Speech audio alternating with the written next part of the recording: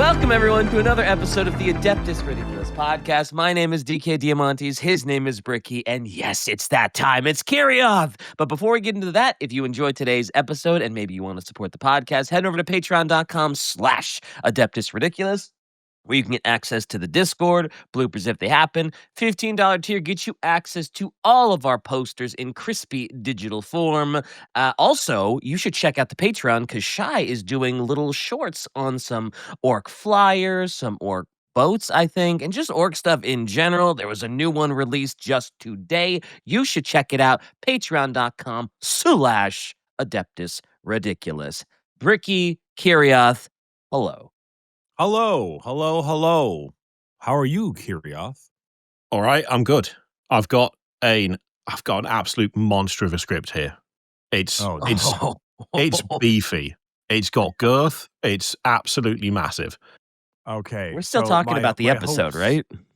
Yeah, the Of script course. specifically. Yeah. Oh, okay. So, All right. so my hopes of an hour and 15-minute long episode are well and truly dead. Oh, strap in. We can make it happen if I talk real quick. Pack a lunch, brother. I got Final Fantasy Magic cards to open, man. Come on. Do you really? Whoa, do you really? Actually, Wizards of the Coast sent me like a lot of them, and so yeah, I got the hookup. I'm I so can excited feel for the you. jealousy. Oh my god! Hey, Well, man, no, I don't play Magic, but like the cards look so cool. Well, after we film this, man, I'm gonna be streaming, so like I'll be doing the unboxing. So like, come on by. Be there. Okay, so wait, girthy script. I want to hear it. Let's see it. Okay. Mhm. Well, this is by far the best title that Possum has ever given to a script. So I'm gonna give you the official title of the document that I have in front of me, and the title is simply "Armageddon sick of this planet." Oh, it's another Armageddon episode. A That's 10 out of pretty 10 good. title. It's pretty good. Armageddon's sick of Yeah, this it's good. planet. Yep. I'm getting the hell out of here. Oh yeah, Armageddon this, Armageddon this. Get out there, Armageddon some bitches. Mm. If only that's what we were actually talking about. Damn. If only. Now, I've given it away. There's no mystery quote because the mystery quote is "Ain't no time for a quote. This one is long." So there you go. All right, that's pretty great. I like it. Yep. Really sort of front loading it on expectations. So, you know what? Let's crack on. The Crusade books for the 10th edition 40k all served as a stage setter for the next big thing, whatever the next big thing is likely to be. Probably a big push at the start of 11th in what is now a fairly mangled universe. The previous Crusade book brought us back to the Nachmon Gauntlet and established the oncoming onslaught of Abaddon, and the newest book, which is titled, you guessed it, Crusade Armageddon, takes us back to Armageddon. You are surprised, I can tell. Again. Wow. Armageddon just cannot catch a break. It's just one thing after another. Maybe if they named it like sex and drugs, they would have had a better time instead of naming it Armageddon. That's a dope cover, though. That's fresh. Best looking a Grey Knight very has good. been in about 2 decades. If only he had the bowl cut. Oh, perfect cover. Just add a bowl cut Absolutely. on anything.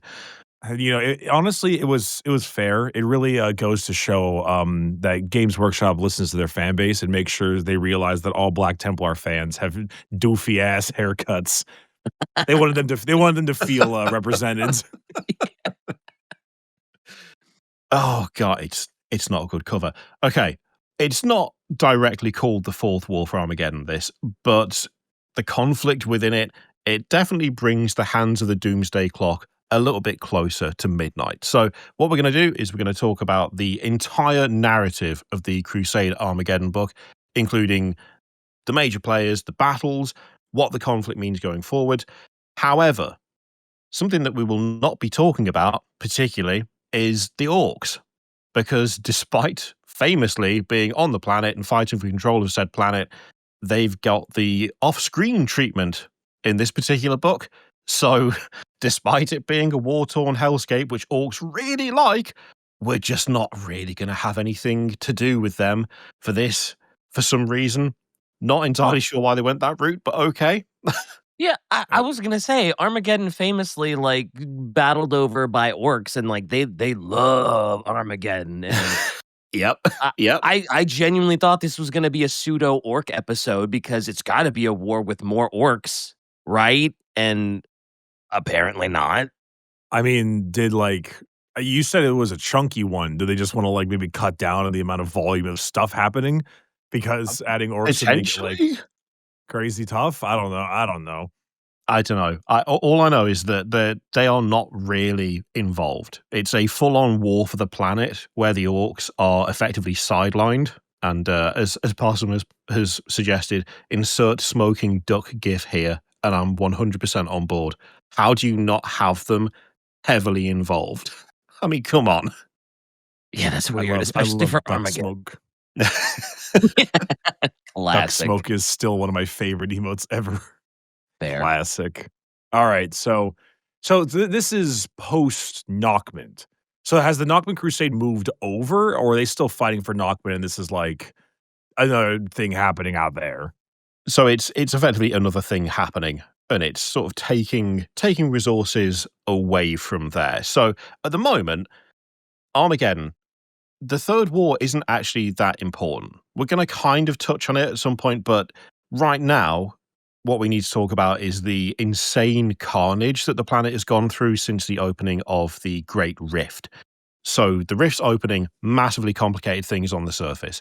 Resupply ships and recon ships that were en route to the planet when the Rift opened were just thrown into oblivion, and Armageddon was cut off from the Imperium as a whole for a significant amount of time.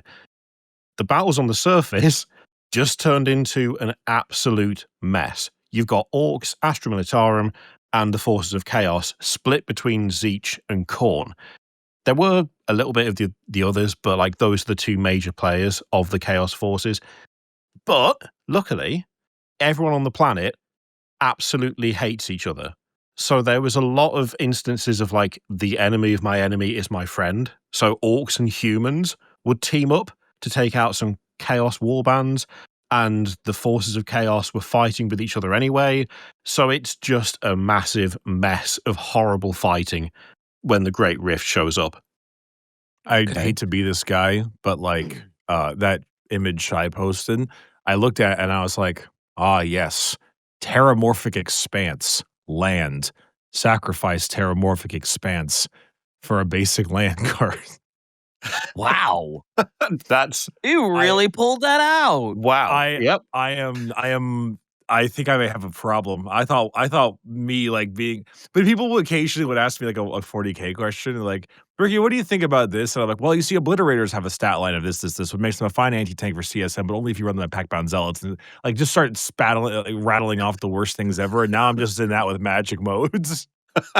Well, I mean, to be fair, I saw that picture and I was like, damn, what a great depiction of like the warp.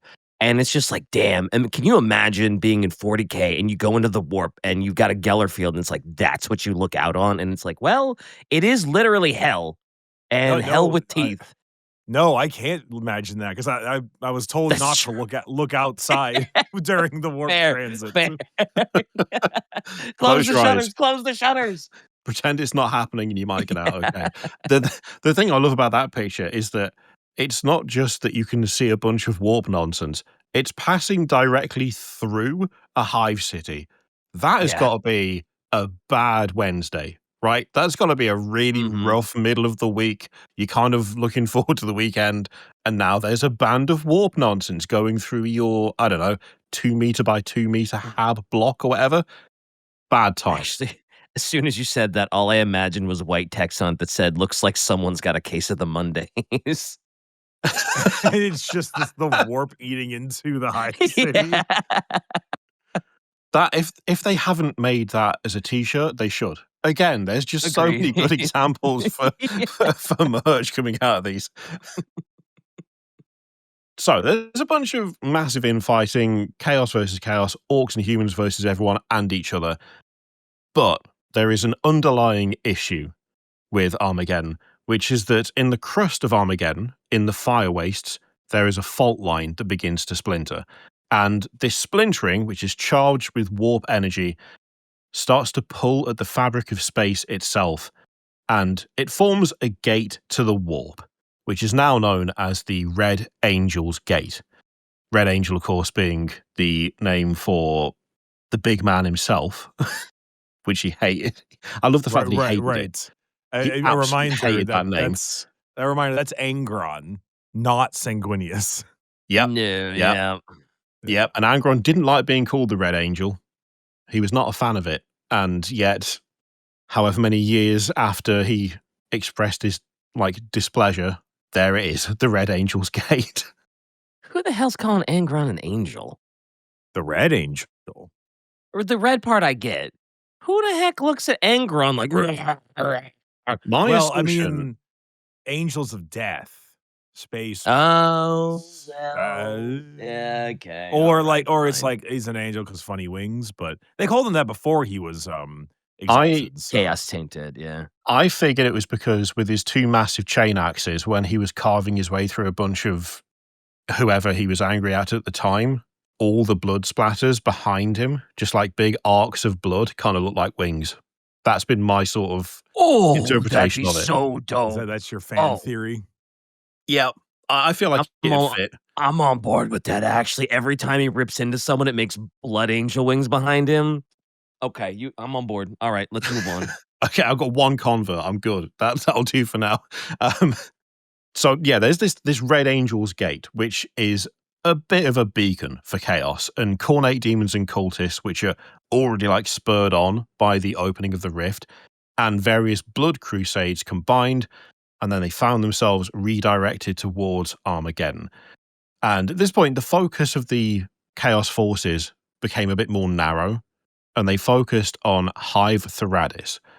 And the demons, which are now bolstered with Chaos Space Marines and Traitor Titans, they laid siege to this hive, and despite a fairly valiant effort in repelling them, it didn't work out. Things weren't going their way when it came to the Imperium, so Colonel Burkhand of the 473rd Armageddon Steel Legion decided, in a last-ditch effort, to sabotage the power cores of the hive, causing Thoradis to detonate and collapse. So stripping the prize from the traitors, causing a huge amount of damage to the forces of chaos, but that is also a massive amount of carnage, which meant that the Red Angel's Gate was inflamed and drew the attention of Angron's former flagship, the Conqueror, which just jumped into the warp without any warning at all to the people on board. I mean, you're on a world eater ship. I mean, I don't know what you expected. Yeah, you're on the Conqueror's abs. You kind of, Also, the Conqueror's still chugging around. I mean, I knew it did, and I'm sure it's more it's very weird now. I'm positive, but it's always kind of fun to open up a book and be like the Conqueror, it always gets you nostalgic. Conqueror still has Latara infused in it, I believe, right? Think so? I think so, yeah. I think she's still it's in locked the in end there. of the death. Yeah, I think it's in the end of the death a little bit where it's discussed, but I'm not citation needed. Okay. Oh, she's a I was just wondering if a this was the chaos- Conqueror's abs or not. a chaos demon called was that the Mistress? mistress or the mistress? I think that's Assuming it's supposed to be the the mistress. mistress. Yeah, I'm going to go with that. Let's go, Latara transition when she became on the ship. She's the mistress now. She's the mistress. Let's go. Minor spelling mistake. Laugh at this Laugh user. at this user. Anyway, no, I mean that is kind of hilarious. For Angron's we gotta get over there now. Jump the ship, and then the dude just hits the button. It's just, let's the big go. red button. Mm-hmm. Yeah. All right, hell yeah. Also, once again, Pyrrhic Imperial victory. Random Imperial sets off the reactor to blow an entire hive city out. Let's go. Once again. Man, that must have been a huge explosion. To take out an entire hive, it's gotta be big. I always forget how big hive cities are, and it's just God damn, you could have seen that from 8 planets away. And the complete lack of there's lots of innocence here. It's just, nope, they can't have it. Neither will we now, but we're just going to press the button. Let's go. He would have made a great Inquisitor. Mhm. 100%. So, All right. this is literally the introduction to the prelude, which means we do need to talk about why Armageddon is important. So, the Armageddon sector is essential when it comes to transit. It's a resupply and shipment hub for the Imperium as a whole.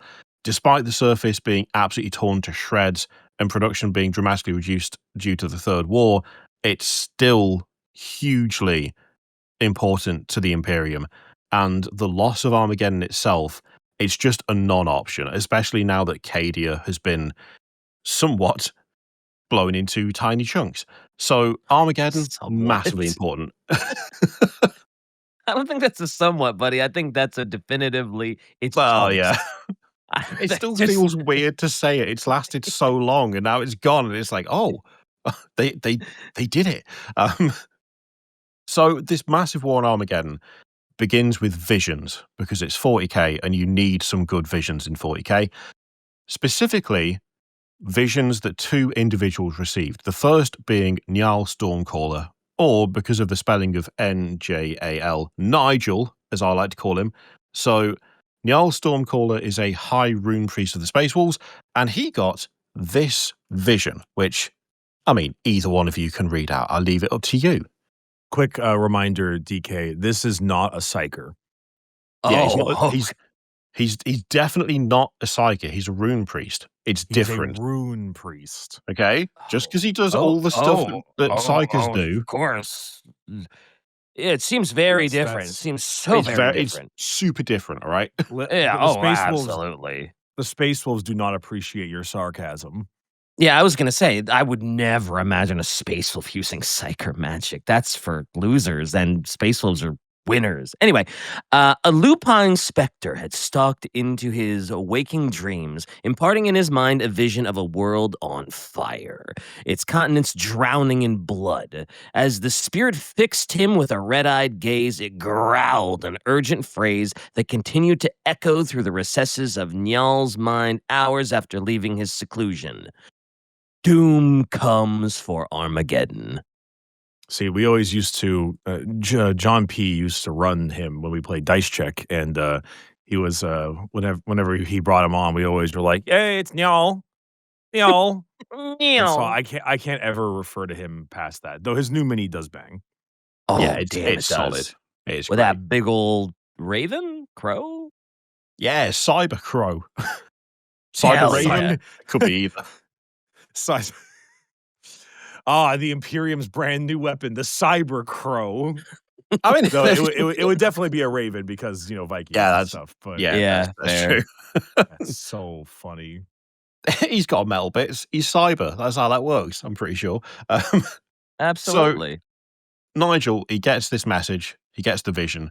And the Space Wolves are not very far away at this point. They're on the verge of clearing out the last of the orcs in the Armageddon sector. So Stormcaller tells Logan Grimnar of these visions in a very urgent and panicked way, understandably, and it left Logan with a difficult decision. Either he ignore Njal and hope that others intervene if these visions are legitimate, or trust him, since Stormcaller is not happy about what's going on.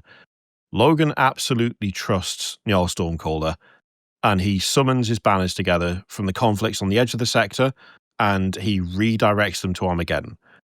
Upon arrival, they realize things are not good, as they get like Vox notifications from every authority on the planet, basically going, everything's on fire, help. And they can't be everywhere at once, so he dispatched the majority of his forces onto Armageddon Prime. I do love the idea of going, okay, we'll go and take a look. This seems serious. Arriving in system and literally everyone on the planet going, help, help, please, help. It's bad. Why are you saying this in like lowercase? Ah, Oh no, please help us. The world is literally on fire. They're scared and very tired, I think is probably what's going on. Also, can I ask real quick, in that second picture Shai posted from the War Without End, what's that big thing that they're fighting against? Because it doesn't look like a Titan or a Chaos Knight. What is that? are you referring to the thing? You mean the city, the building? No. In the one below that, that's Angron? That's Angron, my man. Wow! There Yeah, was, like, a part of me he's a big wow, boy. like, in my brain, it didn't register that that part in the middle was his head. For some reason, I thought that, like, the Iron Halo was, like, some robotic head, and it was, like, some mech that I'd never seen. That's Angron! He's a very big boy. He's so big! There's a photo of him in the World Eaters Codex, and I was like, Oh, okay. "Damn, that's a lad." He's He's a unit. God yeah, damn. he's got some size to him. He's definitely up there. Okay, cool. Imagine being told, "We need you on the front lines, but don't worry, we've got a plan," and then that comes around the corner. Like, what are you gonna do? Oh, well, Die. it was a good 14 years, I guess this is it. Like, that's it, you're gone. Sheesh. Yeah, exactly that. So, the second individual to get visions was High Marshal Helbricht of the Black Templars, who was in a conflict against the Tyranids and Orcs in the Octarius sector. And he got visited by a towering figure that manifested before him, and the figure placed a hand on his shoulder. I believe it's your turn, Bricky. There you go.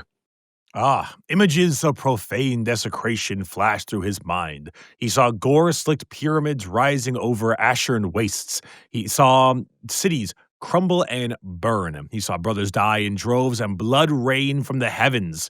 As horrors unfolded before him, he realized that he had to clear his throat. He realized that he knew the setting of this nightmarish scene, Armageddon. The vision faded. Helbrecht took a deep, gasping breath and opened his eyes. The figure had gone, leaving nothing more than the warmth of its touch upon the pauldron of his armor.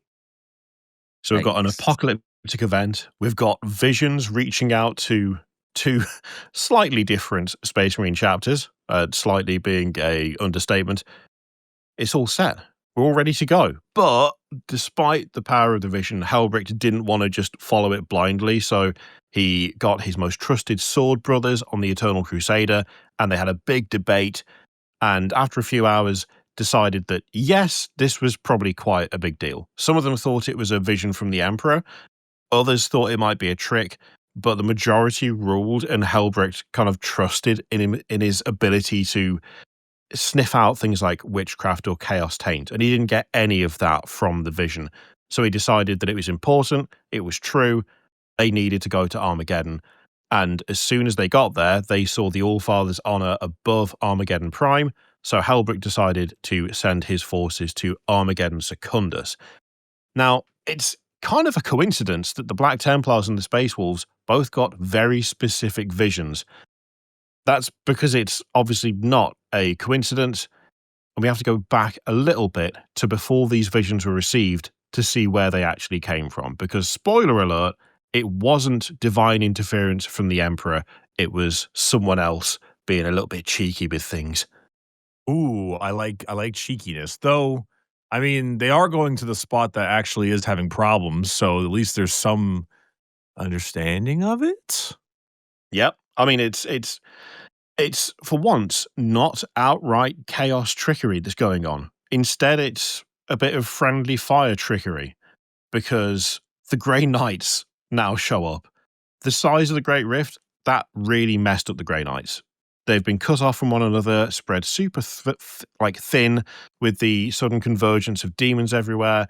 And on the chapter's Fortress Monastery on Titan, the Prognosticar Diviners absolutely working overtime, trying to feel and sense disturbances that hail the arrival of demonic incursions and the signs of a demon prince. They begin to feel a massive disturbance in the area of Armageddon, and they immediately realize that it is not a normal incursion.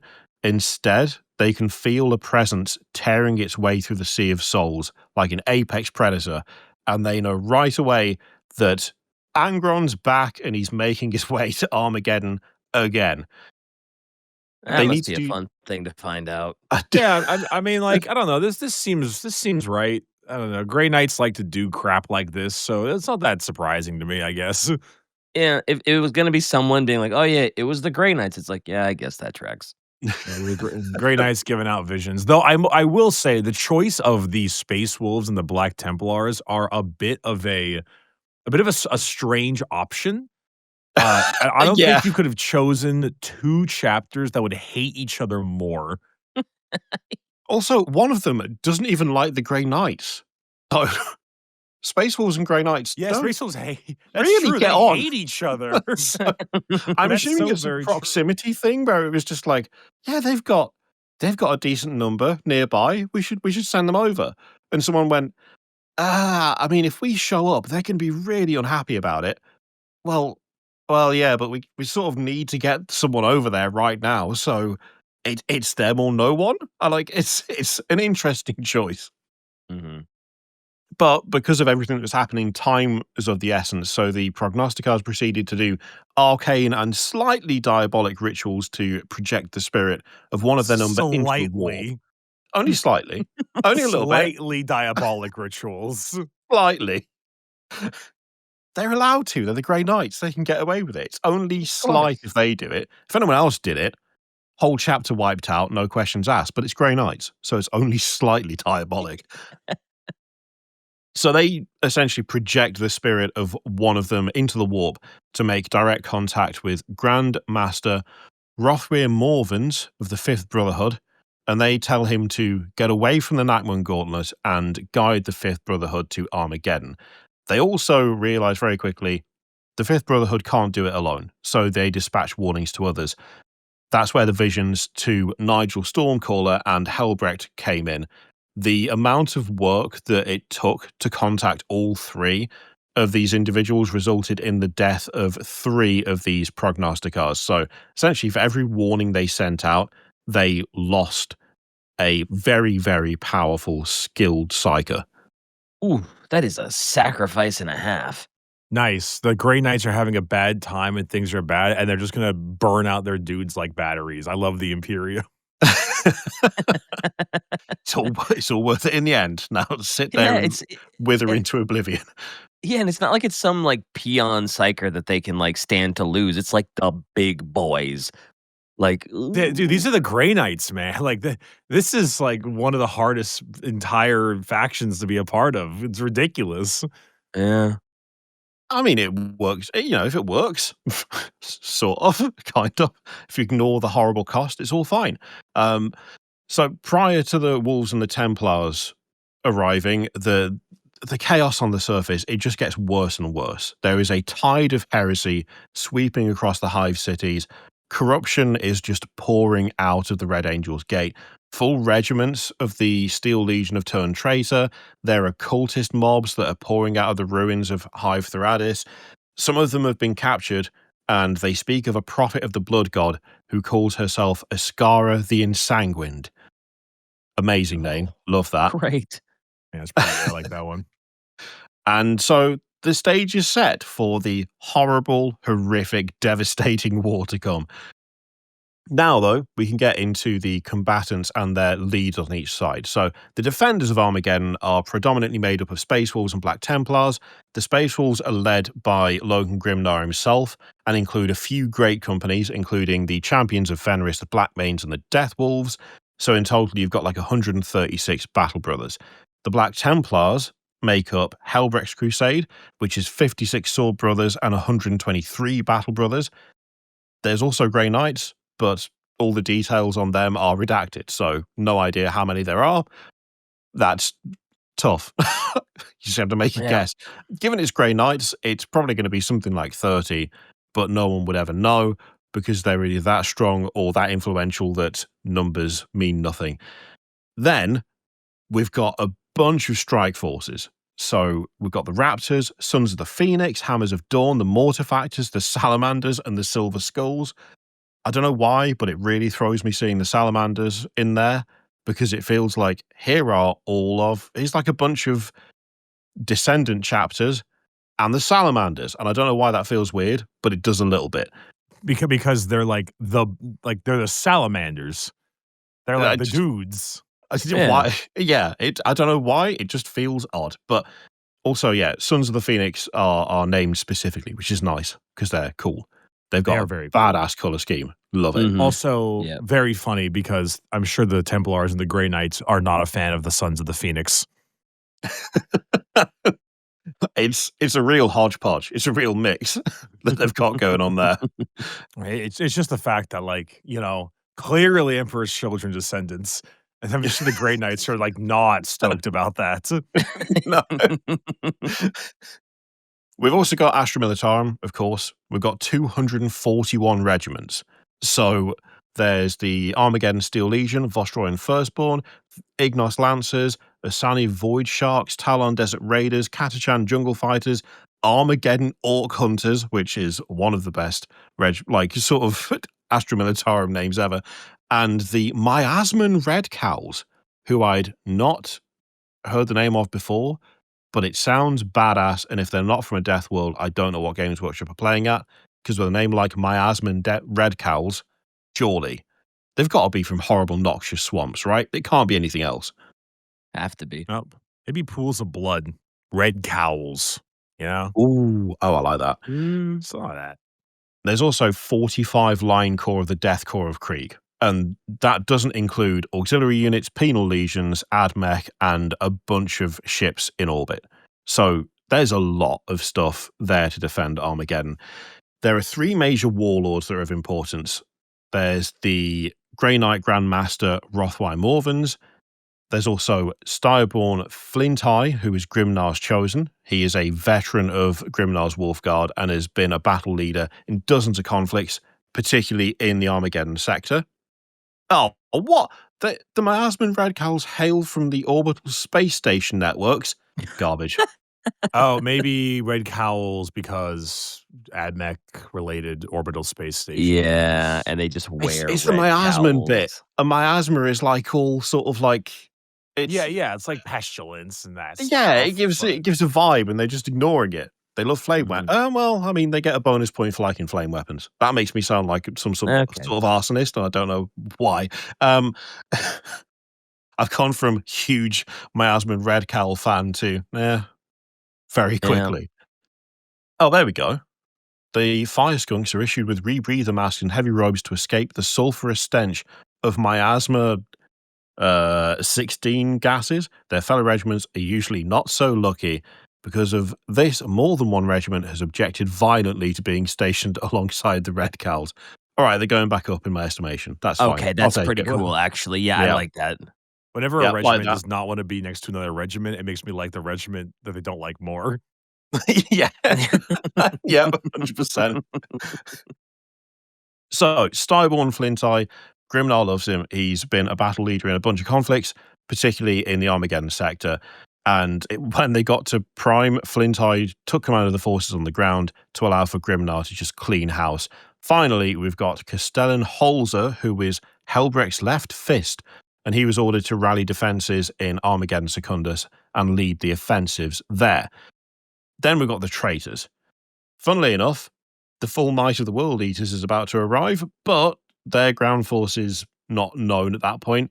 There's a lot of them, though. They've shown up with about 12 capital vessels and 20 escort vessels, and it's known that they're accompanied by other splinter warbands, including the Bloodstalkers, the Forsworn, the Brazen Butchers, and this is one of the silliest names, but I love it, the Crimson Desecrators. Hell yeah, very World Eaters. Yeah, no, that bangs 100%. Yep. Also, I love how Halzer is Helbrecht's left fist. Yeah. Typical. So we've also got like 20 drop ships of more general renegade Astartes, not named, I'm assuming. And then there's a bunch of cultists, and there's a bunch of forces on the planet that have turned traitors, with numbers hovering around 1 million. So there's a lot going on. As for leadership, we've got Angron, but there's also Lord Jarok Skriel, who was on the Conqueror when it flew into the warp. So as mentioned before, the Conqueror going into the warp was a surprise, but it was a surprise for the World Eaters. The ship just sprung to life and started legging it to Armageddon, and Jarok managed to keep order on the bridge as numerous members of the World Eaters attempted to rush it to stop the ship from going any further, because he could feel the call of the gate on Armageddon. Then we've got Ascara the Ensanguined, still a badass name, who was once a bloodthirsty and brutal member of the Armageddon Orc Hunters, but she accidentally stumbled upon one of Angron's monoliths on the surface of the planet, and the monolith serves as a reminder of his first invasion. When she found it, it ignited a fire in her, and she has worked to organize forces in the ruins of Hive for when the Red Angel returns. So she started out a badass, being an Armageddon Orc Hunter, and then became a maniac, which is incredible character progression, and I love it. I mean, I would argue as an orc raider to begin with, she's probably already kind of crazy, right? Yeah, Are they the ones but that can kind of sort of she's use a orc maniac. tech because they think and act like orcs, and so like the orc shit actually kind of works for them? Doesn't that not happen? Isn't that just like Yarick's shenanigans with his arm and that's about it? I could have sworn there was some weird regiment that fights orcs all the time. They're experts at it, and sometimes they can get orc tech to work for them. Oh, it You know what? sounds familiar, but I don't want to make a call. I feel like that may have been the case, but orc like shenanigans like that are so often misconstrued and done incorrectly that I don't know. No, Mm, you're okay. being confirmed. Shy Let's says go. you are correct. Orc hunters wear orc amulets and use orc guns. Oh, all right. Sometimes just built different, just All right, calm brushing down. the dirt off my shoulders a little. I gotta really enjoy these moments when I'm right. They don't happen often, man. Oh, that mini's old. Good lord. He's even I painted mean, green. it's cool, but yeah, I love that. Okay, so our combat zones for Armageddon. We've got two major fields of battle. We've got Armageddon Prime and Armageddon Secundus. Armageddon Prime is home of Hive Volcanus, which overlooks the plains of Athrand, and the controlling and defense of Volcanus is a essential piece of the puzzle when it comes to holding the planet. It's a very top-down location. It essentially assures control of the entirety of the ash wastes and prevents any flanking from occurring. Control of the hive is in the hands of Grimnar, who has sent Flintai up to the second key location in the planet, and Secundus is the most densely populated part of the planet. But funnily enough, it's not doing great due to the whole Third War thing and the complete destruction of Hive Thoradis. So it's not ideal.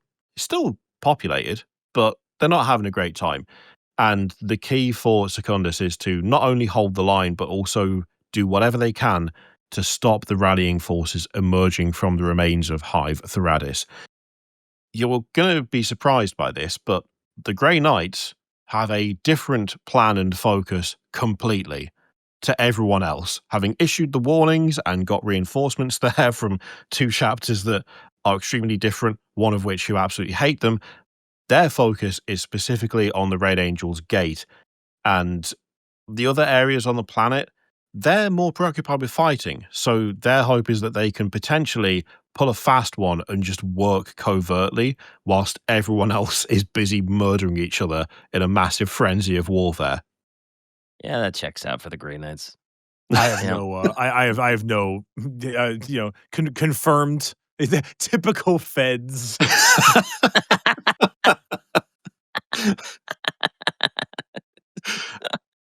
Oh my god. Oh, that's great. That took me out. I will say when you start understanding the Inquisition as like federal police, things get a lot funnier. With the things you get to say. All right. Oh god. Do continue because this is turning into one of the classic books supplements where everyone just like fucking dies. Oh, you have no idea. Well, it's the Grey Knights. Even if they win, everybody's gonna die because nobody can know what we were doing here, right?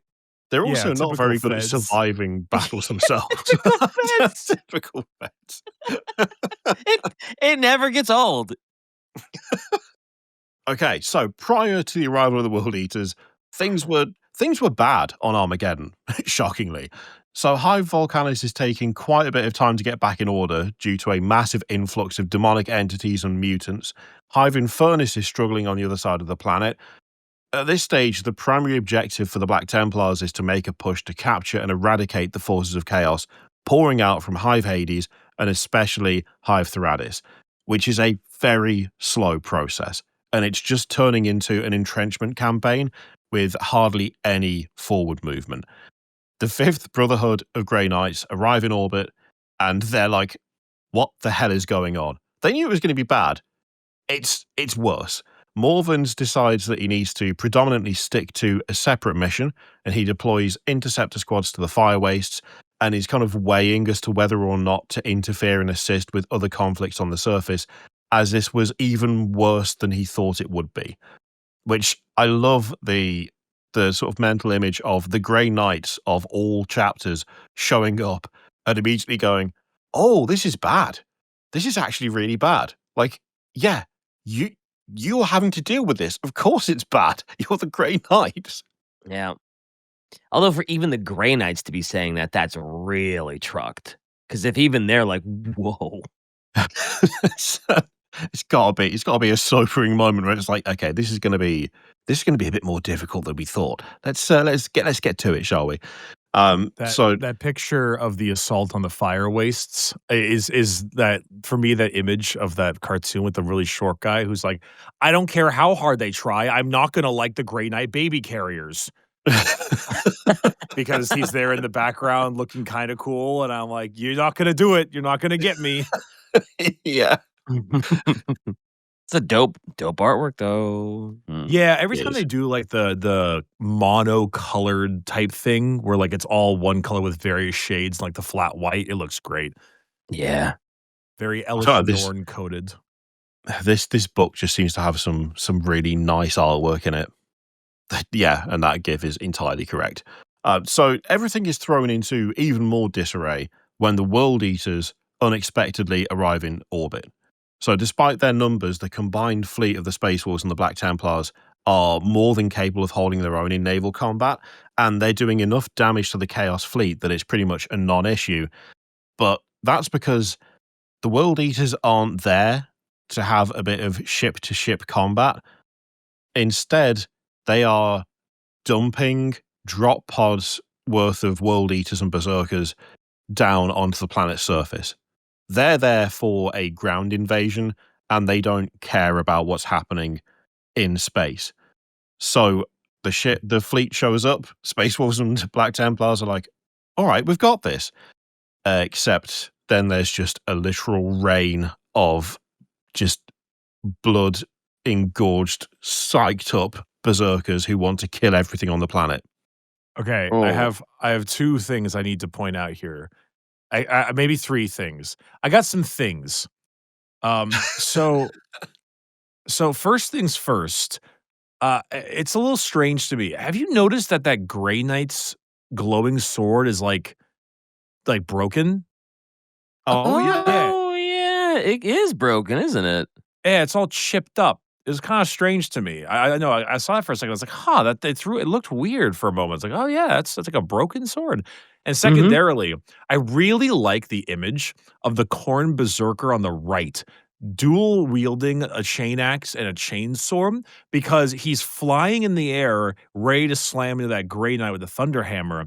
But it's like the visual of it is hilarious because there's the big red orange explosion behind him that looks like a jetpack like fuel or combustion, but he doesn't have a jetpack on. So I just have this like this vision of him like exploding like or like rocket jumping or something into the air as he's just flying towards the Grey Knight at 5 times the speed of light.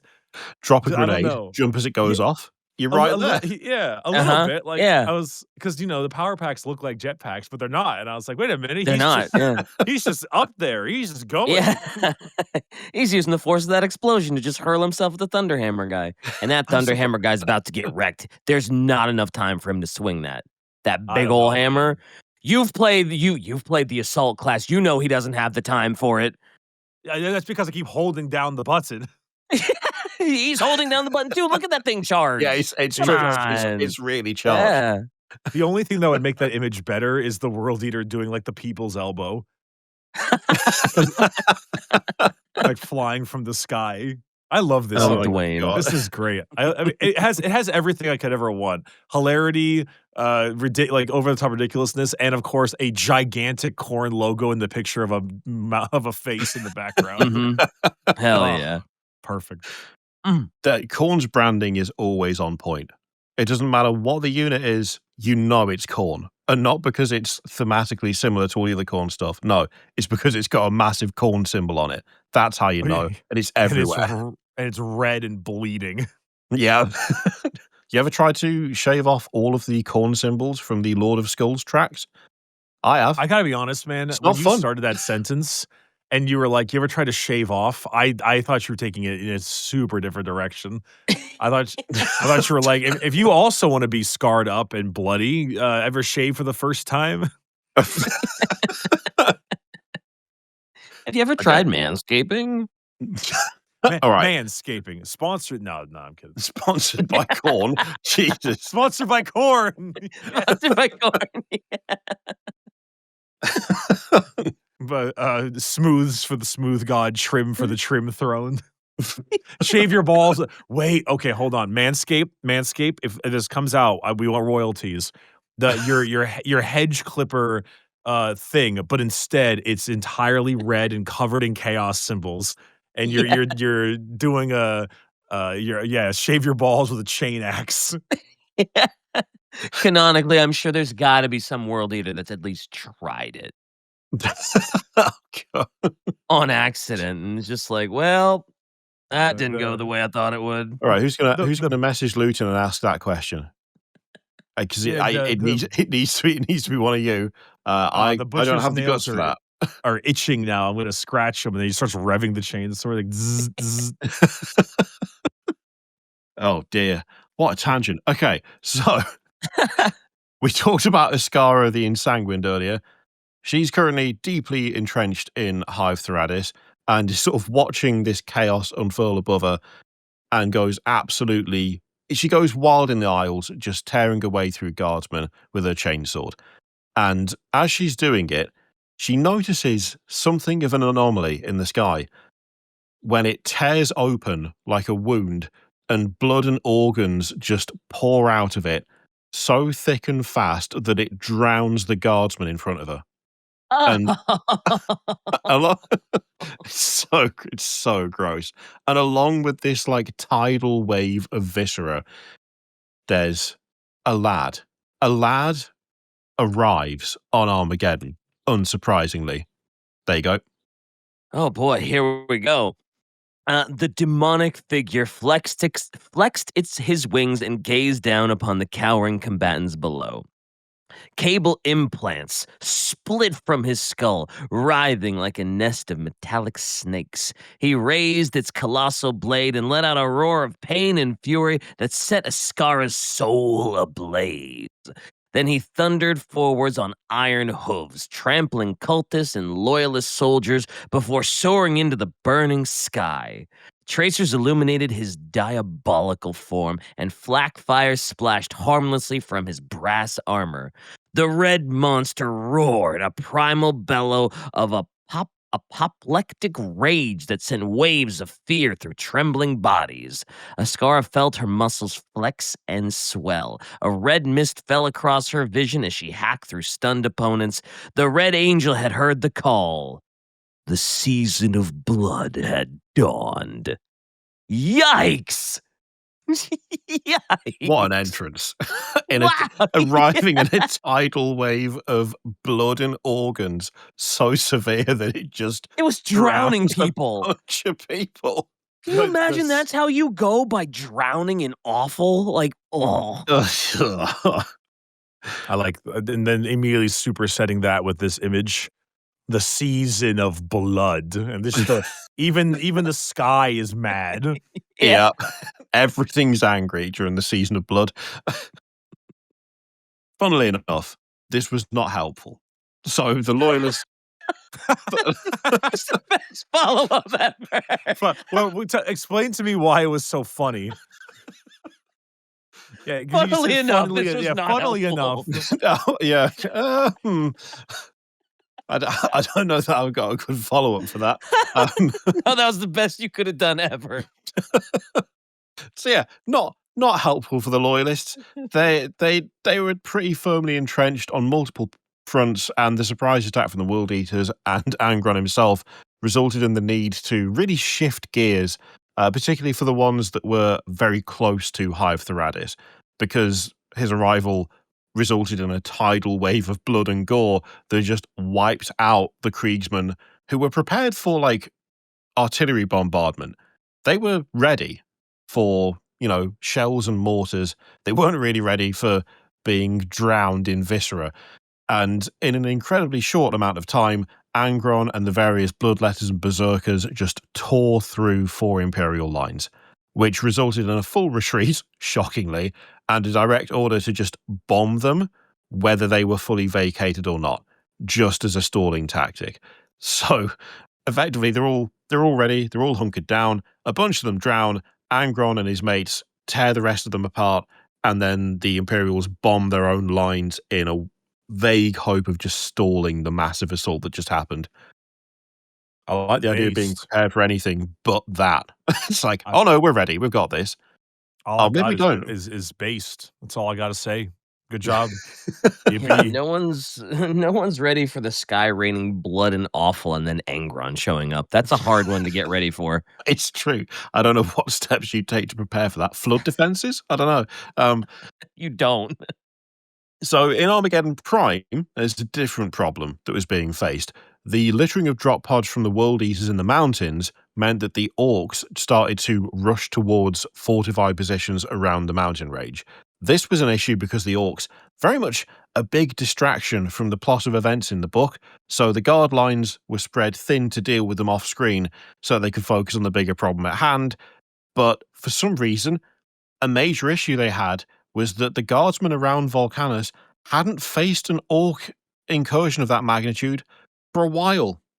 Somehow, on Armageddon, so they were unprepared, woefully unprepared, for orcs to attack on Armageddon. Wait, so there are Okay. orcs. Oh, yeah, they're orcs. They just don't get a proper bit in the story. They're Wait. just in the mountains. And then the berserkers land and the orcs go, we don't want to be here anymore. So they rush the Imperials. And the Imperials are not equipped to deal with an orc invasion on Armageddon, apparently. This is stupid. Agreed. They should be prepared for an orc invasion. However, On Armageddon. the idea that Angron is there and the sky has turned angry, and then there are still some more orcs running around to cause problems, is just really funny to me. Like, whoa, like, oi, lads, it's time, and then they all just like jump out. Also, why are they running from drop pods full of berserkers? They don't, orcs, generally speaking, they quite like a fight. Berserkers, Yeah. I would suggest, known for liking an up-close fight. Why would they run away from them to attack a they'd run to fortified it, position? right? They would just It's- attack the berserkers. Is there like any phrase or statement saying that like, yeah, the gigantic angry face in the sky is screwing with the warp and things and making people weird? Because that would like make some sense. I don't have anything like that here.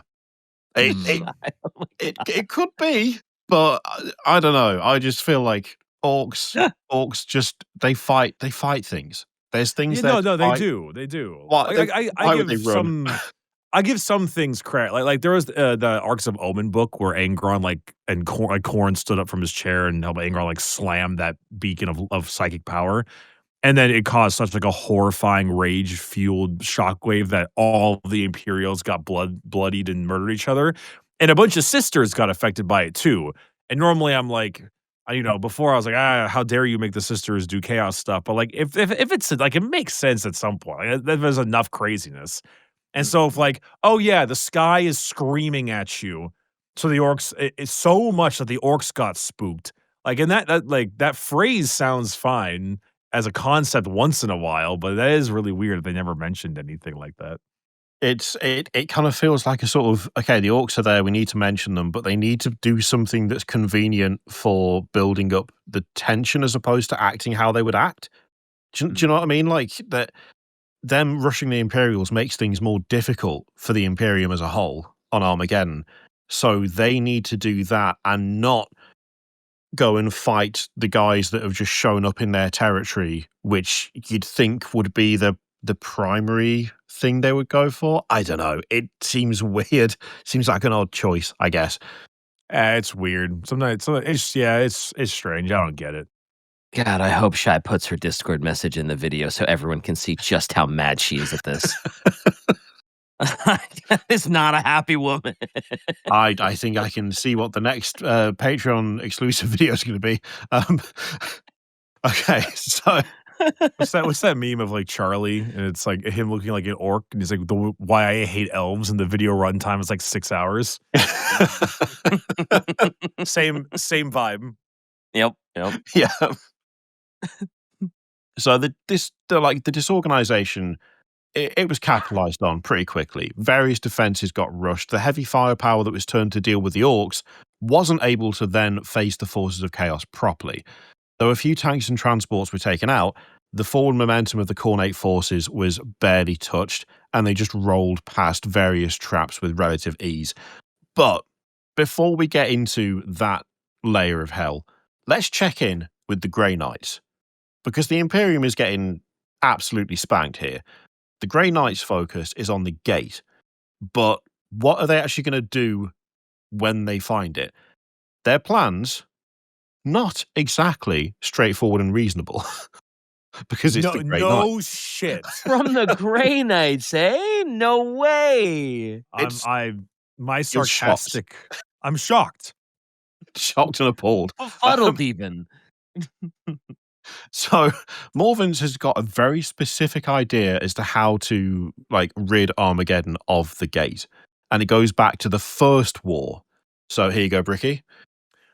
From the ruins of Thoratus, the cratered wreckage of Hades, the soils of the equatorial locations and other locations, the Fifth Brotherhood sought accursed relics from the First War of Armageddon. Such precious artifacts, Morvens hoped, would contain slivers of Angron's essence, which the Fifth Brotherhood could utilize as foci for a grand ritual of exorcism. This arcane undertaking would draw out the lingering traces of corruption left by Angron's first invasion from the planet's crust and weaken the bonds that held the Red Angel's gate open. 8 such shards would be required, or so the Fifth Brotherhood's librarians claimed. So they're finding Angron's Horcruxes, basically. Yeah, Yep, that's what I was going to say, yeah. They've got to find the MacGuffins and use them for an arcane ritual. And the MacGuffin in this case is shards of the shattered black blade of Angron.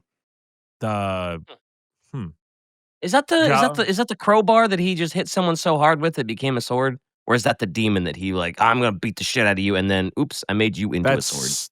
That's the demon he beat with a metal pipe and turned them into a sword, I believe. Okay. It's the descriptions absolutely sent me, but it's his old weapon, his old one from the First War. Oh, okay.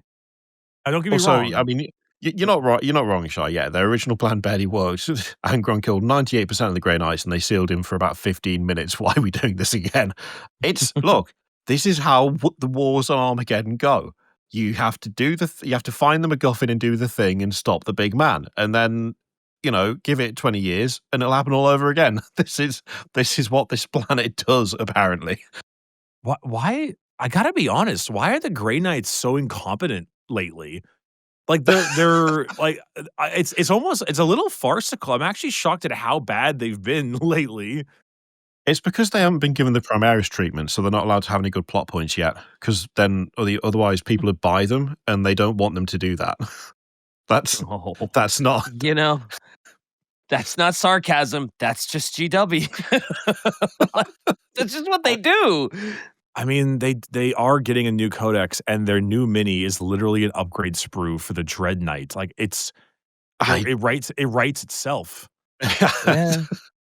I love that of all the things they could have done, they updated the Dread Knight by putting an extra sprue in, as if that whole model doesn't need to be redesigned from the ground up. I mean, God damn. They did Crow last time, and he looks sick. Yeah, he's the only thing that does now. Yeah. Dread Knight? I wanna see what this looks like. the I don't baby know that carrier. I've The seen baby it. carrier. Oh, it's literally okay, got you. Oh, boy, yeah, Yeah, that one it's does need some the baby yep. carrier is called the Dread Knight. I know, not very fitting. It's such an indictment on that model that you can use the name of it and someone will not remember what it is, but as soon as you say the words baby carrier, it's, oh yeah, that. Oh, yeah, that thing, That's not yeah. what you want. That's not what you want from a kit. No.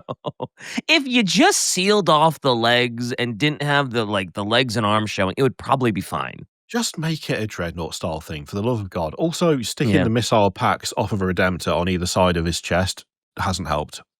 I'm just saying it hasn't. Anyway, Wait, stop. Those are missiles on his chest. yeah, it's. I don't know whether it is exactly the same part, but to my eye, at least, those look very similar to the ones you get from the Redemptor. And I only say that because I It's put just together a lot of Redemptors, and that part looks very, very familiar. the nipple missiles is just so funny to me. It's gonna like fire out of his chest, and the combustion of the missile is gonna like burn his face in. Yeah, he's a Well, you great say knight, that. it's He's got the okay. magic shield that means that him being stuck out of the front like that doesn't actually. I know, but like it's just so funny though. It It's, is. That is it's really funny. it's a terrible reason as to why he's able to just be out there. It's like, oh well, he's got an invulnerability shield, but only for the very front of the thing. Or just don't design it like that. Make it cool instead. What are you doing? I also love that his exoskeleton arms need exoskeleton arms to, like, to I don't know, Oh balance dear. them or whatever. Bless Like, him. mm, Bless them. mhm. It's getting on a bit, and all they did was an upgrade sprue, and that's all they gave him. Harsh, real harsh on the Grey Knights. That's a shame, Grey Knight fans. That's a real shame. Yep. Anyway, so we're gonna go back to Armageddon Prime. The combat the Imperial forces were facing is like non-stop. Cultists are absolutely hopped up on stims, sending wave upon wave of troops without any pause or relief. However, this has caught the attention of some other forces in Armageddon Prime. Seeing the non-stop battle, and presumably seeing that this was going to be a very short lore entry if both fronts were lost immediately, the Orcs show up for a very quick scrap. So the Khornate forces get sideswiped by speed freaks, and this buys the Imperium just enough time to fall back to the volcano wall and regroup. So you've got your two orc mentions.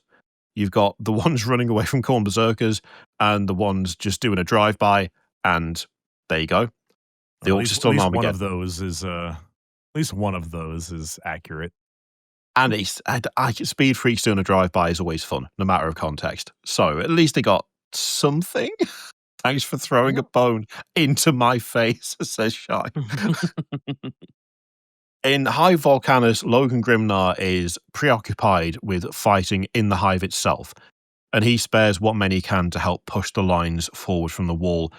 Those reinforcements, combined with the surprise ambush of the Orcs, allow for the resecuring of the Mannheim Gap, which came at a good time, because from the north of Volcanus, a splinter group of Khornate forces, led by a bloodthirster called Zulkor, began a surprise rush towards the Hive. Logan Grimnar, though, absolute legend, responded with a cavalry assault with his Wolf Guard, and Logan 1v1'd the bloodthirster and killed him, because, of course. It's Logan Grimnar, of course. Like, I was To be gonna say, fair, that's probably if someone's gonna deal with, the Bloodthirster, the named Bloodthirster, it's gotta be Grimnar, right? and he looks like that now, so Yeah, no, I mean he does. Like, Whoa. I'll let the other one slide. He does look pretty cool. Yeah, that's badass. And also, It's- Bloodthirsters getting 1v1 by a named Space Marine is like kind of a going theme at this point. oh god, Mhm. yeah, that's it. Get wolfed. they get they have a bad time, bloodthirsters. As soon as they get a name, that's it. It's game over for you. Mhm. So the same, like the Volcanus is effectively secured, but the same can't be said for the Hives in Armageddon Secundus. There's a tidal wave of hell that is spawned because of Angron, and it's not ceased. The Templars are having a very difficult time holding the line, and it does prove to be somewhat helpful in a way, the Chaos defenses around Hive Hades begin to thin as their focus is drawn towards Angron and the carnage in his wake, which means that High Marshal Helbrecht and his Sword Brothers, they decided that this was the time, the perfect moment to make a head-on assault with a pair of warlord titans across the Eumenides Bridge. And I'm going to have to say, what's in brackets? Eumenides nuts. There you go. Things were... I think, I'll be honest, as I was reading through this for the first time, I was like, Possum's starting to lose their mind a bit here. They're starting to lose it. It's what little they had is gone. They're reading a campaign book about another combination of Imperials versus a big bad, and it's like, I'm going crazy. The vibes were like, I've been in this room for far too long. Like it was starting to sort of ramp up as it went on. You can see the cabin fever setting in. yeah, pretty much. So things were looking good in terms of this, double warlord assault, which obviously means it's a great time for a second gigantic tear in reality. This one, though, a little bit different. The volume of things pouring from the rift caused massive damage to the already raised Hive City, and despite the same blood and guts and demon show as the last rift, there wasn't a demon Primarch this time. Instead, there was World Eater bulk landers, which opened up to reveal a trio of Chaos Titans that started firing on the Loyalist warlords. Because, of course... I don't know, I kind of thought when you said that, they started firing on... I just thought you were going to say everything. Yeah, admittedly, just that was unloading also on everybody, sure. So the Titan battle, really, really bad. Titans, not great at avoiding collateral damage, so huge swathes of death, and everything was looking really, really rough. One of the warlords, all of the void shields went out. Things were looking bad. Styborn Flinteye, however, arrives with his battle brothers and assists Helbrecht. They're able to get into one of the Chaos Titans and overload its core to cause a catastrophic blast that banished most of the demons back to the warp. But it was too little too late. The forces were too thin, and a tactical retreat to Hive Infernus was needed to regroup, and any hope of reclaiming the fallen Hives on Secundus was lost. Big deal, 2 boys and a squig destroyed a Titan once. Get good. Get good, Helbrecht and the Space Wolves. At this point... I think that's what it was called. Yeah. At this point, the Grey Knights are still just doing their thing. They have yet to reveal themselves to the Imperial forces. They're still working covertly to reclaim the artifacts, and they are slowly accomplishing their goal, but they need another failsafe. The presence of Angron is a problem on this planet, and in order to close the gate, they need him banished. However, they've got a plan. Plans within plans, the Grey Knights, for this one. There is a brother captain called Taurus Hendron, and he knows of a derelict Diabolus Forge complex in the Diablo Mountains, which houses a massive stockpile of Dark Age of Technology weapons. They do a bit of digging, and they find out that this was entirely true. There is a massive stockpile of black-capped Vortex warheads. They managed to remove them, and they will be a surprise tool to help out later, but the rest of the Grey Knights is having a problem.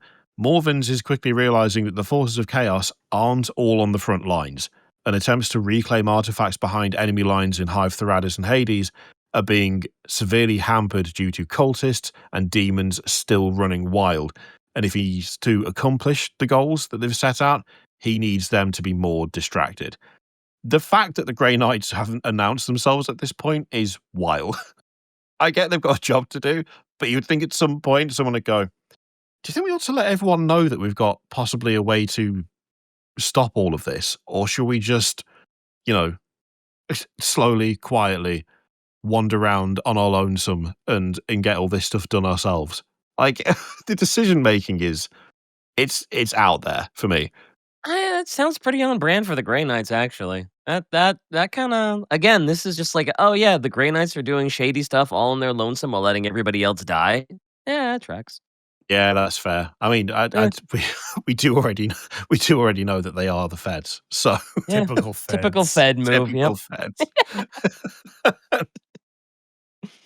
So this is going to be more of an issue considering what the bloodshed is actively doing on Armageddon at this point. Khorne is fully focused on the planet, and just the amount of death and bloodshed is causing the sky itself to turn red and pulse with hatred. The manifestation of this in real space causes psychosis in Hive Infernus, and when Helbrecht finally arrives after his retreat, he sees a city plunged into madness and chaos. He's not happy about this, so he does what any sane and normal person would do. To Helbrecht, whose ire had already been raised by defeat, such blasphemy against the God Emperor was unforgivable. In his eyes, the embattled district's populations were beyond salvation.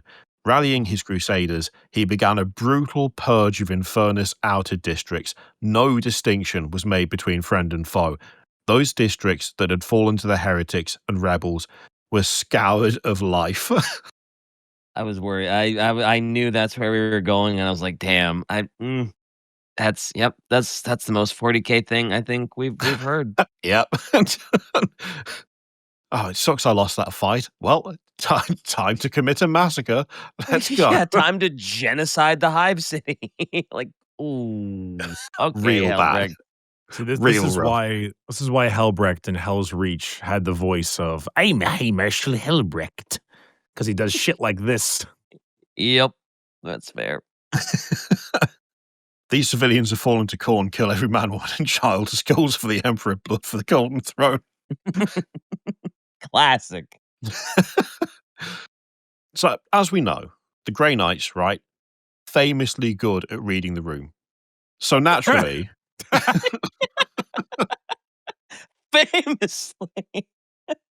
they've got it down. They've got it down to a T. They know how to read the room. So Morven's has waited until morale is at an all-time low to do something that always brings the mood back up. He sends out an all-hands meeting on Teams and requests the presence of all the military leaders in Armageddon to attend. And most of the individuals who attend the meeting are terrified, but Grimnar, kind of stoic, and the fact that no one here really likes each other causes issues, funnily enough. It's almost like getting those 3 chapters together to have a conversation is not a good idea or something, and yet, here we are. The remnants of the planetary governance and Inquisition were fed up with the actions of the Black Templars because, you know, he purged Infernus and killed a significant number of innocent civilians. So the meeting was kind of marred with quite a bit of shouting, a lot of disagreement, and eventually Morven's just got sick of it and told everyone to shut up and listen, because if they didn't, Armageddon was going to fall. So, you know, having waited for things to get real bad, he's like, no, you need to listen to me. I have a plan after all. Excellent timing. Great work. Morven's has outlined a very specific plan. What is that noise? The Ricky soundboard for the Teams meeting. No, That's Microsoft Teams message sound effects. You said Microsoft Teams, and so I decided I wanted to hyper activate the PTSD of any and all of our fans who are currently listening to us and on some type of IT job. There's going to be people sitting there suddenly looking very surprised and worried as they're minding their own business. I'm expecting a comment section or someone in the comments to be like Bricky, I'm going to kill you. Yeah.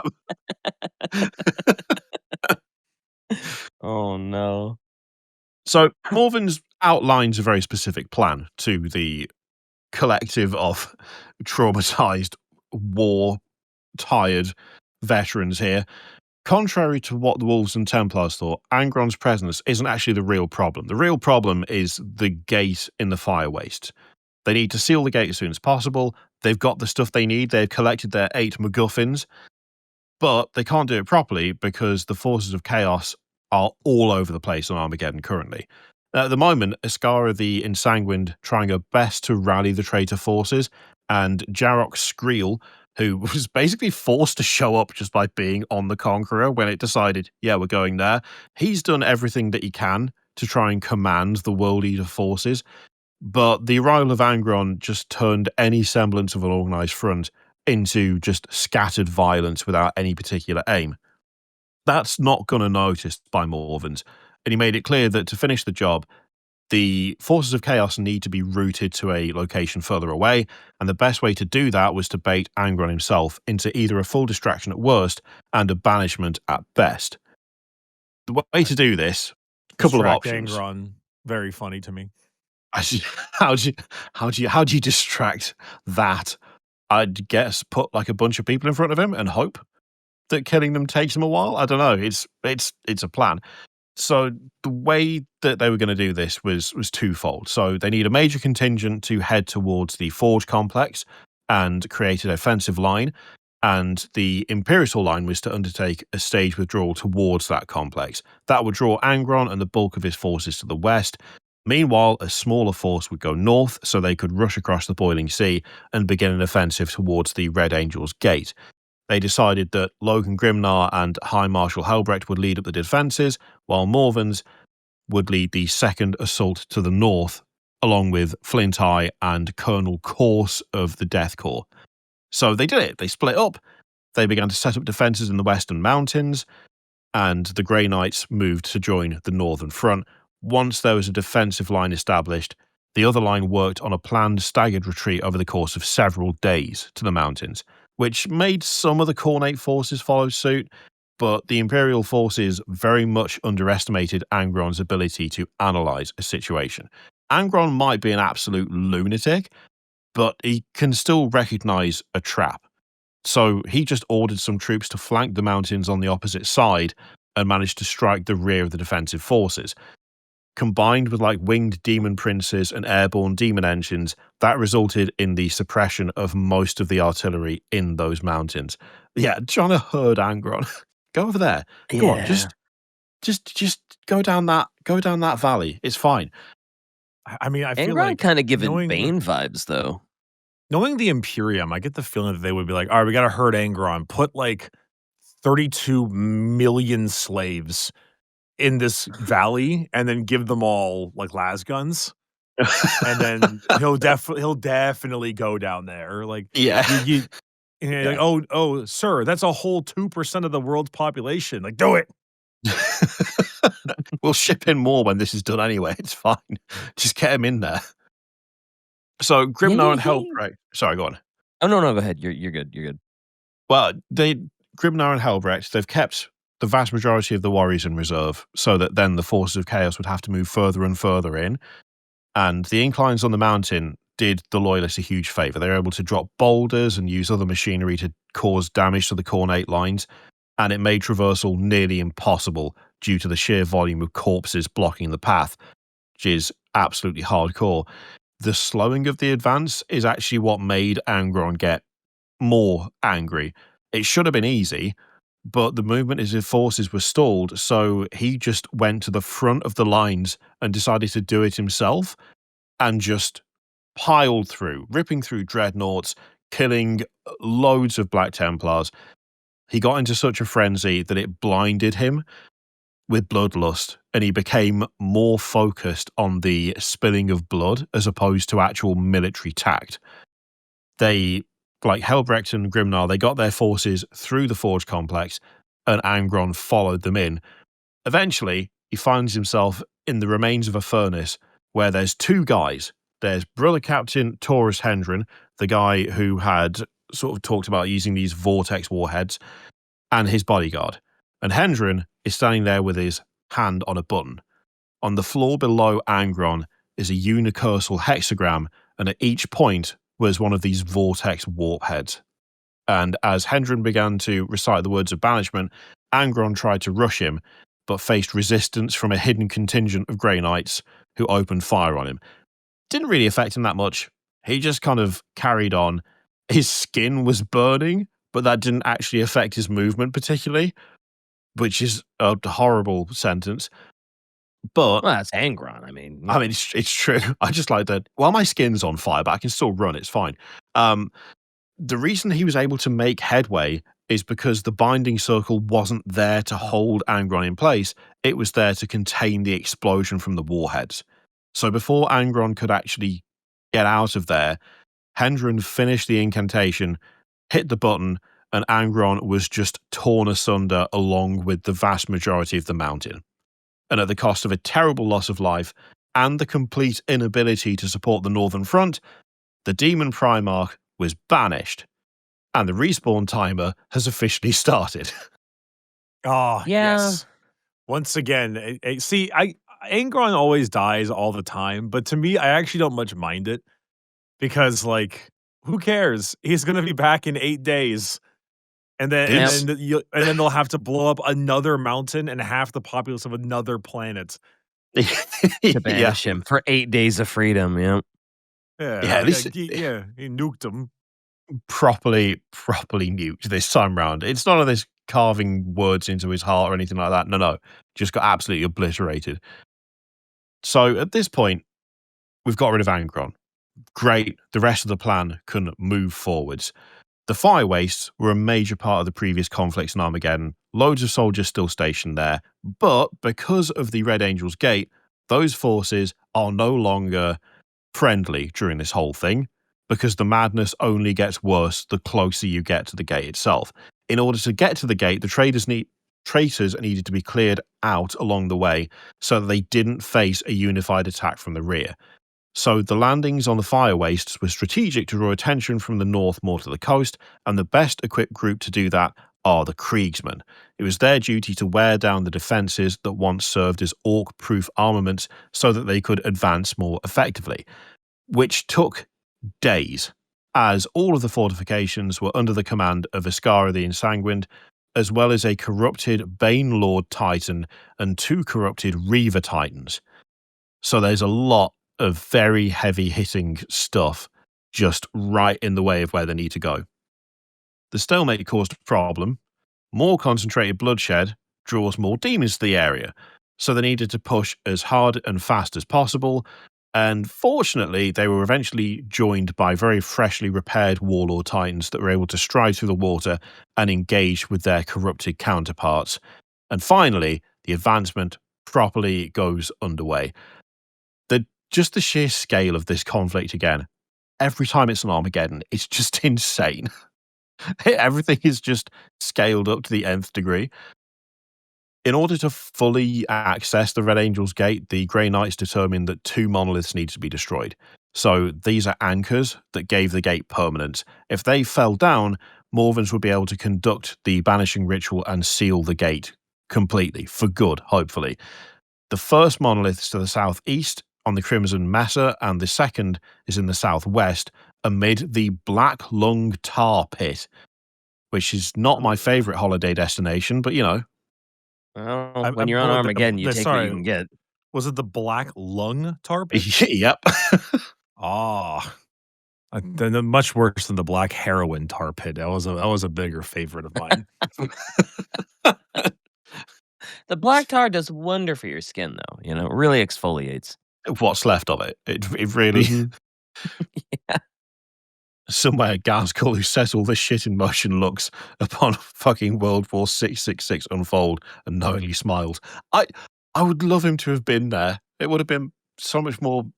I don't know. He just brings a sense of fun to proceedings whilst he's murdering lots and lots of people. You need a little bit of a goof, you know? Also, and like, this is one of those things that goes into fan theory a lot. Like, a lot of people are waiting for why isn't there the Gaskell-Angron fight because of the whole Yarick thing? Like, completely Mandeling themselves into thinking that's like a real thing at all, which is unfortunate. However, it doesn't mean we can't have Gaskell and Angron still fight each other. Oh, yeah. I mean, that's still fun as a concept. Yeah, it would undeniably be really cool. And I don't know why they haven't done it. Well, it's GW for you. We don't know why they do a lot of stuff. There is very true.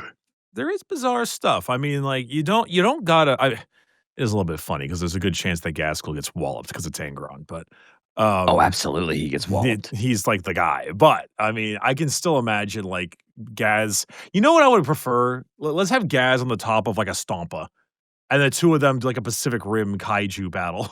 Like that's yeah. that's what I want to see. Yeah, I'd go for that. That'd be great. Hell yeah. Mhm.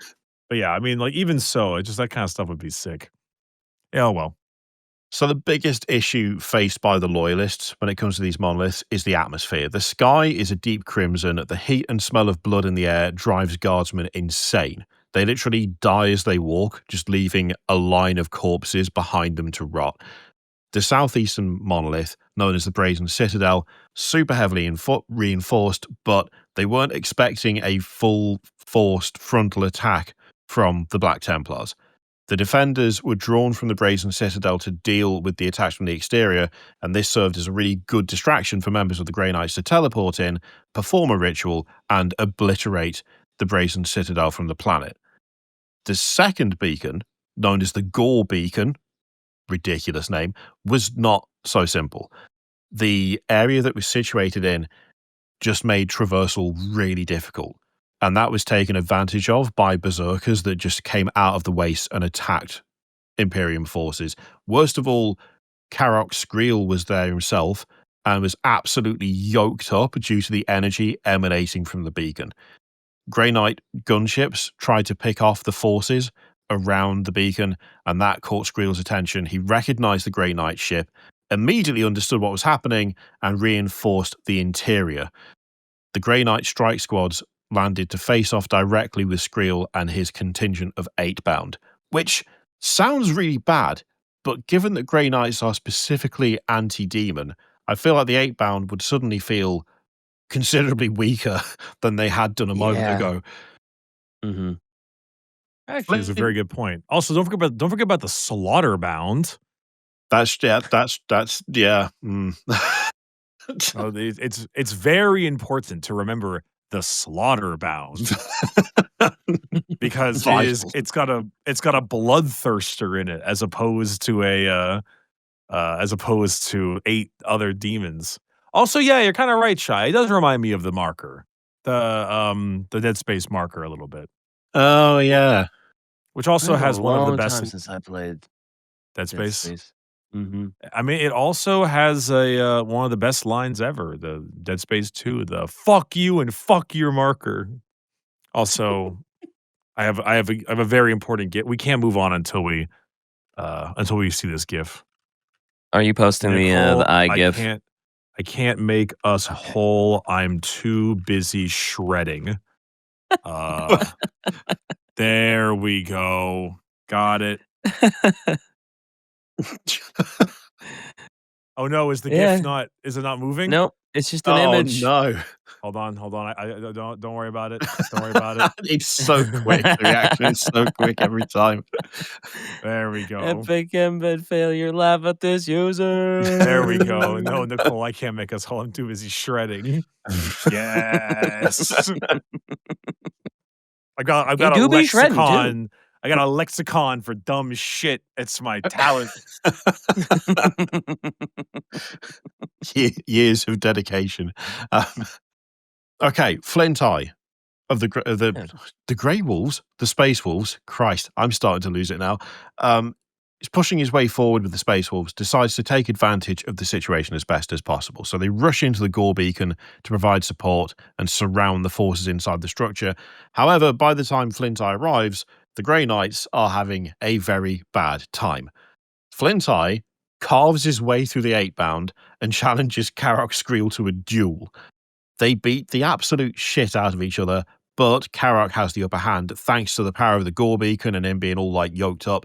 He lands multiple killing blows on Flint Eye, but, of course, before Flint Eye succumbs, he lands a killing blow on Karok. Just splitting his skull open, casting him back in the warp. Because, of course, heroic last stand. Because, of course, classic N-bit thing. Yeah. Yeah. Everyone clapped, etc., etc. Flint Eye's sacrifice gives the remaining Chaos Knights enough time to complete the ritual, and they teleport away before the Gore Beacon is decimated by an orbital strike. The seal is now broken. It's time to close the gate. I love the detail of the Grey Knights teleporting away, given that Flint Eye took the Space Wolves into that structure. So they presumably dead. He gets in there. They He can't helps out. teleport. They can't teleport away. Flint Eye gets wasted and admittedly takes out one of the enemy leaders in the process, but his troops, they're just in there now by themselves. Good luck. So again, very Grey Knight, very appropriate. So the final thing they need to do is sort out the final seal. Grandmaster Morvans has to put on some Dread Knight armor. He gets into his baby carrier armor and he needs to cross the Crimson Mesa on foot because there's so much warp disruption in the area. There's only a single scalable route to the peak that leads to the gate, so it's an absolute nightmare getting up there. For each yard gained, hundreds of soldiers are lost, but with the remaining Black Templar and Space Wolves forces clearing away, the momentum that Morvans had is unstoppable.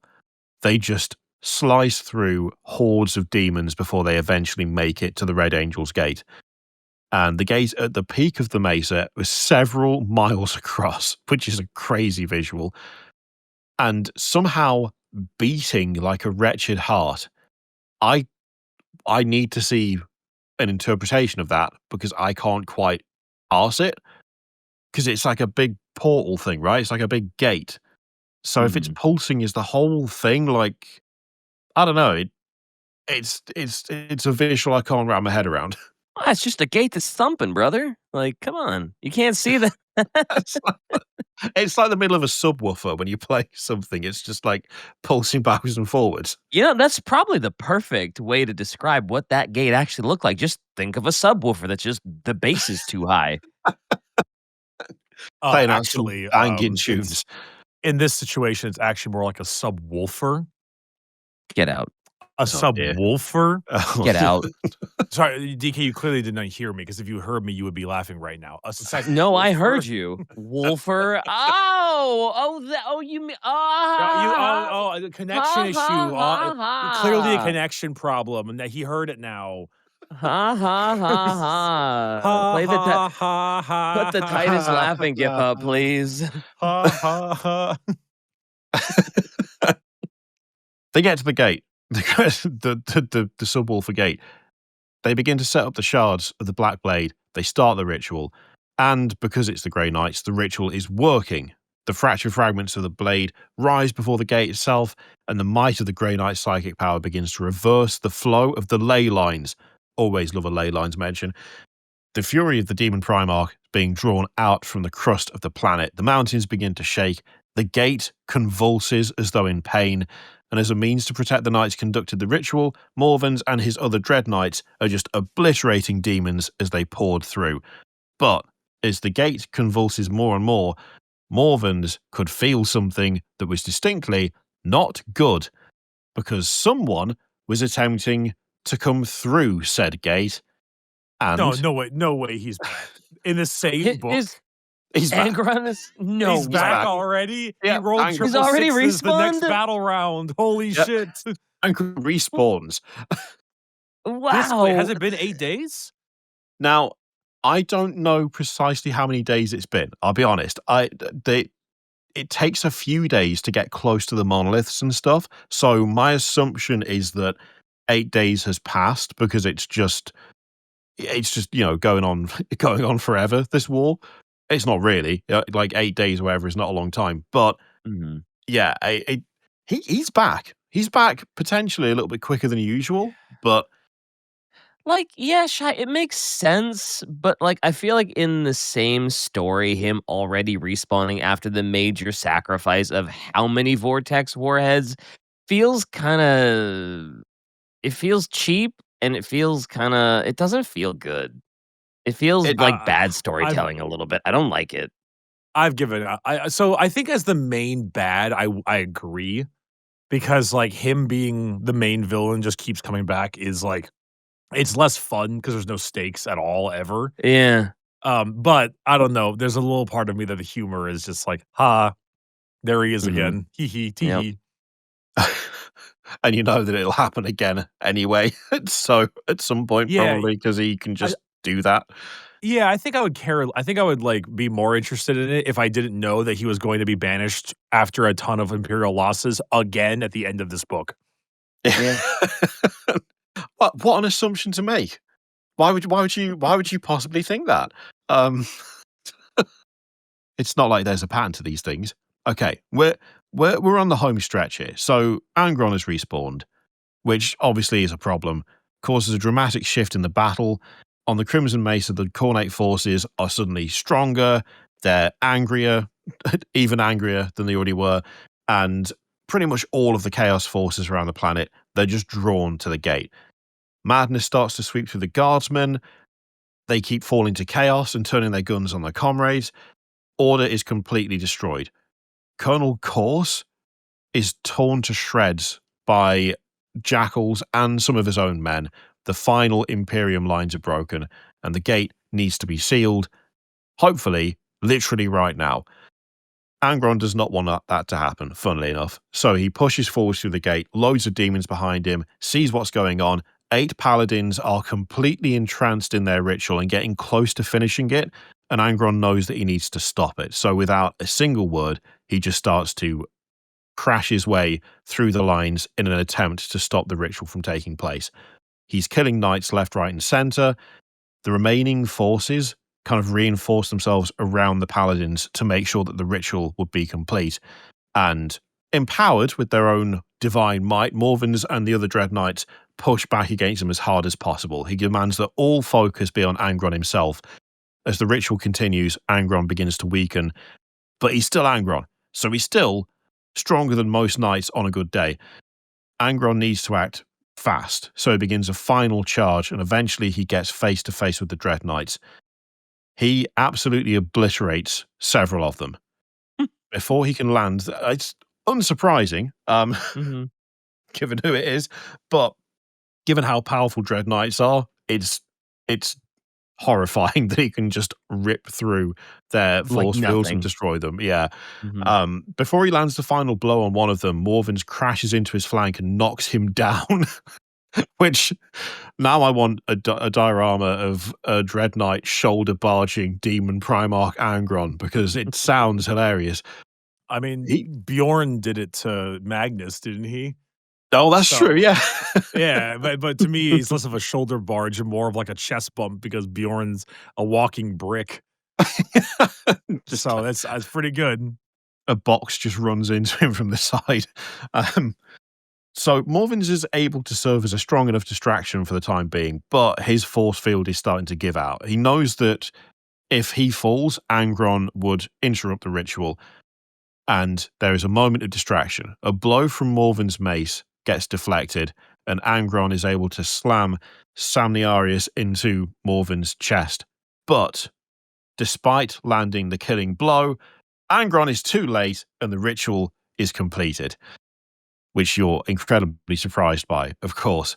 And Mhm. essentially, the gate collapses. Loyalist, heretic soldiers, no matter who you get ripped to pieces as your soul is torn out of your body. And in his final dying moments, Morvans draws the last reserves of his strength to trap Angron into the collapsing core of the gate. And I've got one last thing for you to read, DK. Locked in a violent embrace, the two were dragged into the abyss, the last of Morven's lifeblood pouring from his body. Fleeting visions of Armageddon flashed through his mind. Aquila banners raised high, battles yet to be fought, champions risen and heroes slain. As death rushed to meet him, he felt the empyric shockwave of the Red Angel's gate collapsing into nothingness behind him. His duty was at an end. Armageddon's suffering would continue. And that's it. That's your lot. It's like this in a way is it's core 40k. Mm-hmm. An unimaginable amount of pain, suffering, horrific warfare, the sacrifice of multiple individuals who have given their absolute all to defend a planet, and the one who has given himself at the very last instant gets to realize as he's dying that it's going to be an absolute nightmare forever. It's like, we did it. We stopped Angron, and this planet is still a war-torn shithole and will be for eternity. The end. Yay! Ooh, And now we Very never quick- have to go back to Armageddon because we know what happens. Mhm. You know, this episode has gone on so long, I have actually forgotten what makes Armageddon so important and why they had to fight so hard for it. It's all What like was it supply again? line stuff. Supply line Oh, just stuff, supply line stuff? manufacturing, Okay. all that sort of thing. Okay. Yeah, I'm like, "Wait a minute. Why are we fighting for this shithole again? What the fuck?" Yeah, okay. Possum did warn me that this was quite a long one, and I was like, I don't know. Yeah, Possum's it's correct. yeah, I no, will yeah, never doubt Possum you was again. right. Yep. Yep, yep, yep. Mhm, mhm. It's one of those things Yep. where it feels like there's a huge amount of build up, which I feel like there's a few books like that where there's a huge amount of build up. There's a lot of stuff that goes into it, and then the end is like it's like a page. It's just like, and everyone died, and the day was saved technically, but it's still awful. And come back next time to see how awful it's going to be for the next one. It's very sort of like I don't know, build up heavy and conclusion light, if that makes sense. Yeah, yeah. There once was the ugly barnacle. He was so ugly that everyone died. The end. Right, that's just You what I'm know, feeling like here. I'm still not entirely sure Angron's respawn needed to happen. No, it totally didn't. And also the Grey Knights did well, say the Grey Knights didn't need to be so dumb, which is Yeah. also true. Yeah, because the gate collapses anyway, and it's gonna kill Morven anyway, and it's gonna rip everybody's soul out anyway, so, like, Angron didn't need to respawn. He didn't need to be there at the end, really, except for, I guess, a more dramatic fight and more like, "Oh my god, you might lose." I guess? It's definitely a drama decision, Mm. which I get. Like if it's going to be a big crescendo to a huge war, then you kind of want to make it as spectacular as possible. But then, Yeah. yeah, it does it does feel Either a bit weird when you just have an enemy that's just like, and he's back. It's like, oh, uh-huh. okay, cool. We already dealt I with feel this, but like cool. I feel like either you don't have him at the end or you don't have him get banished with the Vortex warheads. One or the other. Are we learning that there maybe is such a thing as too much Angron? I think the Games Workshop has written a villain that they can put in any story that will never actually die, so it's just an extremely safe bet. Yeah. Yeah. Yeah, I can That's see the only that. part I didn't really love. I didn't love that second respawn. The rest of it, I was in on it, but that second respawn was like, The Grey It's I like Knights guess the being first really respawn. awful to me is just the best part. I just love Oh that. yeah, that's classic Grey Knight behavior. You love to see it. Just the entire time, like, it is all of a sudden is terrible, and then the feds make it worse. I'm like, "Ha, how funny." Oh, and if Tusker Demon Killer did show up with his gang infantry respawning, I'd be happy with that. That'd be fine. Mhm. That can stay. Yeah, so you know what?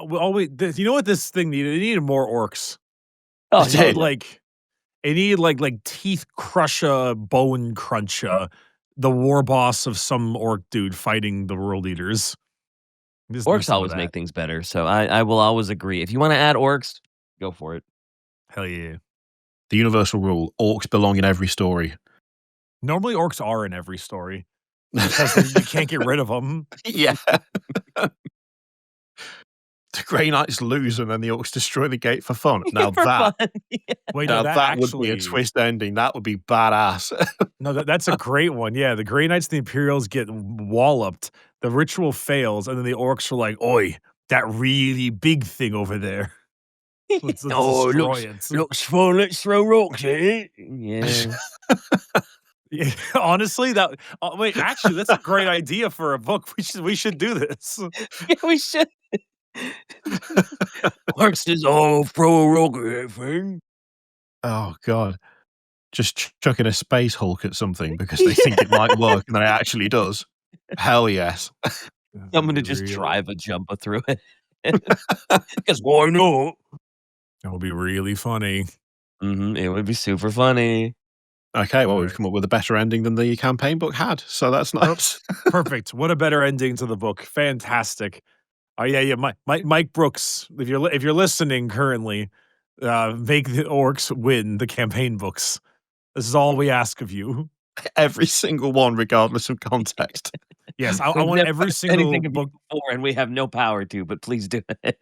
Every single book I would like to end with like, and the Imperials win, and during their victory parade, they see a moon getting really, really close to them with like a Doctor Strangelove orc on it. Perfect. All right, 10 out of we 10. made a Would read better again. we made a better ending. Thank you, Kirioth, for sticking by. Now let's I'm gonna go into my bathroom and respawn my own anger on. Oh, Jesus Christ.